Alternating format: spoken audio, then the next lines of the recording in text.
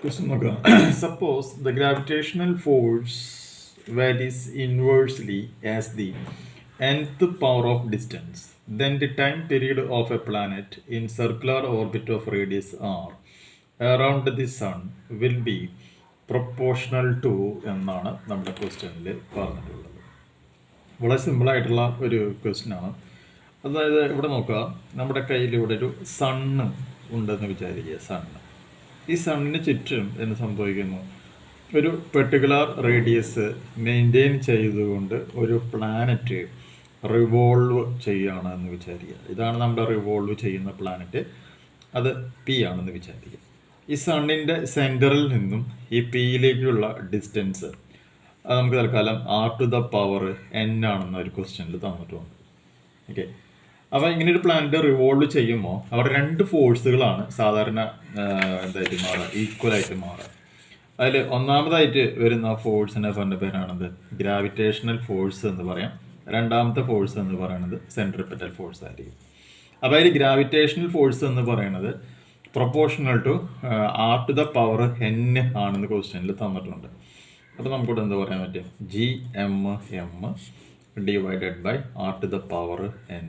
That's equal to നമുക്ക് എന്ത് പറയാൻ പറ്റും, M V square divided by R. That's equal to M R omega square എന്ന് നമുക്ക് പറയാം. അപ്പോൾ ഇങ്ങനെ റൊട്ടേറ്റ് ചെയ്യുന്ന പാർട്ടിക്കിൾ എന്ന് പറയുമ്പോൾ ഇതേപോലത്തെ ഒരു ഇക്വേഷൻ ആയിരിക്കും നമുക്കവിടെ വരിക. സോ ഇതിൽ നിന്ന് നമുക്ക് ഒമേഗ സ്ക്വയർ ഈക്വൽ ടു ഒരു ഇക്വേഷൻ നമ്മൾ കണ്ടെത്താം. അപ്പോൾ എന്ത് സംഭവിക്കും, omega square is equal to G M M divided by R to the power N into M R എന്ന് പറയാം. ക്വസ്റ്റ്യനിൽ പറഞ്ഞിട്ടുണ്ട് എഫ് എന്ന് പറയുന്നത് പ്രൊപ്പോർഷണൽ ടു 1/r n ആണെന്നുള്ളത് പറഞ്ഞിട്ടുണ്ട്. ഈ എമ്മും കട്ടാക്കി കളയാൻ പറ്റും. സോ നമുക്കിവിടെ എന്ത് വരും, G M divided by R to the power N into R. R എന്ന് പറഞ്ഞാൽ ആറിൻ്റെ പവർ 1 ആണ്.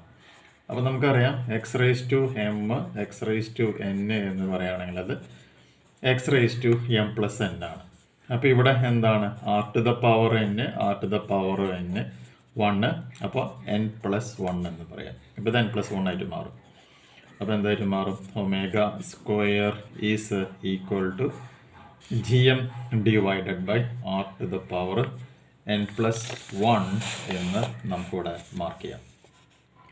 So omega is equal to അപ്പോൾ എന്തായിട്ട് മാറും, root G M divided by R to the power N plus 1 ആയിട്ട് മാറും. ഇനി ഒമേഗ എന്ന് പറയുകയാണെങ്കിൽ നമുക്കതറിയാം 2πf ആണ്. അപ്പോൾ 2πf is equal to root of G M divided by R to the power N plus 1 ആണ്.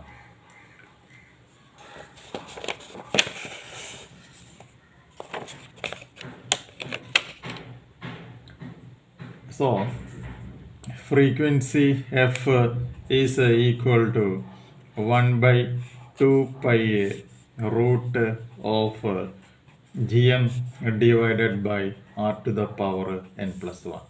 അത് നമുക്കിനി time period equal to 1/f ആണ്. അപ്പോൾ എന്തായിട്ട് മാറും, 2π root of R to the power N plus 1 divided by G M ആയിട്ട് മാറാണ് ചെയ്യുക. അപ്പോൾ അങ്ങനെ നോക്കുകയാണെങ്കിൽ ഈക്വേഷനിലേക്ക് നോക്കുകയാണെങ്കിൽ ഇവിടെ ടി 2π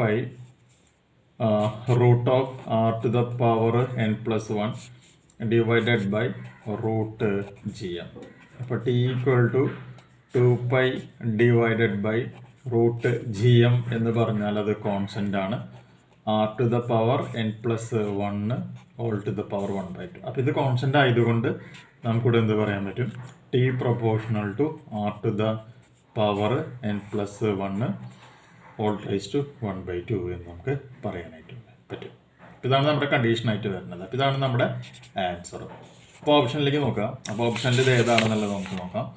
അപ്പോൾ ഓപ്ഷനിൽ നോക്കുമ്പോൾ ഇവിടെ എന്ത് കൊടുത്തിട്ടുണ്ട്, proportional to R to the power N plus 1 all to the power 1/2 എന്നുള്ള ഓപ്ഷൻ നമുക്കിവിടെ കാണാനായിട്ട് സാധിക്കും. സോ ഓപ്ഷൻ 1 ആണ് ഇവിടുത്തെ എന്തായിട്ട് മാറുന്നത്, കറക്റ്റ് ആൻസറായിട്ട് മാറുന്നത്. നല്ലൊരു ന്യൂമറിക്കൽ പ്രോബ്ലമാണ്, ചെയ്ത് പ്രാക്ടീസ് ചെയ്യുക. അടുത്ത വീഡിയോയിൽ നമുക്ക് മറ്റൊരു ന്യൂമറിക്കൽ പ്രോബ്ലം ഡിസ്കസ് ചെയ്യാം.